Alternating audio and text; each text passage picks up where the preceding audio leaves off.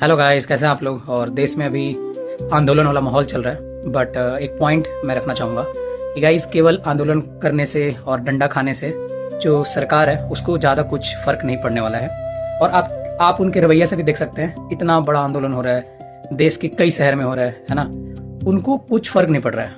भाई क्या डिमांड कर रहे हैं लोग कि शिक्षा मंत्री हैं उनको रिज़ाइन करवा दो, है ना। कोई बहुत बड़ा डिमांड तो है नहीं, बट स्टिल वो सुन नहीं रहे हैं, है ना। क्यों? क्योंकि उनको पता है कि हम लोग कितने भी आंदोलन कर ले, कितने भी मार्च कर ले, जब चुनाव का टाइम आएगा तो हम लोग उनको ही वोट कर देते हैं। हुआ भी है, किसान आंदोलन इतना बड़ा आंदोलन हुआ, पूरे देश में फैला। उसके बाद यूपी का चुनाव हुआ और वो जीत गए।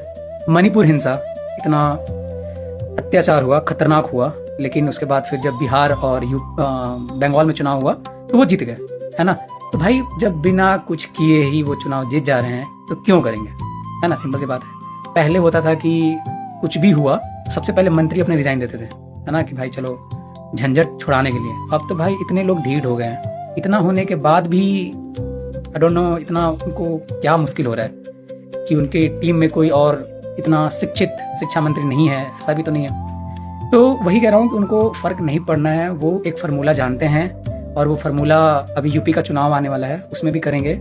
और हम लोग जो अभी इतना चिल्ला रहे हैं, चिल्लम चिल्ला कर रहे हैं, वो फिर उनको वोट देंगे और वो जीत जाएंगे। सेम स्टोरी रिपीट होने वाला है। तो मेरा कहने का मतलब है कि भाई ठीक है, आप आंदोलन कर रहे हो, डंडे खा रहे हो, लेकिन जब इलेक्शन होता है तो सारा काम छोड़कर आप वोट डालने आया करो, है ना।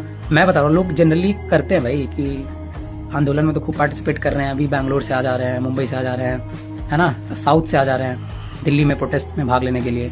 लेकिन जब चुनाव का टाइम आता है, वोट डालने का टाइम आता है, तो ऑफिस से छुट्टी नहीं मिल रहा है, घर वाले की तबीयत खराब है, ये 50 रीज़न हो जाता है। और उसी का कारण है कि फिर आप प्रोटेस्ट में ही भाग लेने के लिए आओगे। तो भाई सिंपल सा फंडा है, आप उनको इलेक्शन में हराओ तभी उनको फ़र्क पड़ना है ना।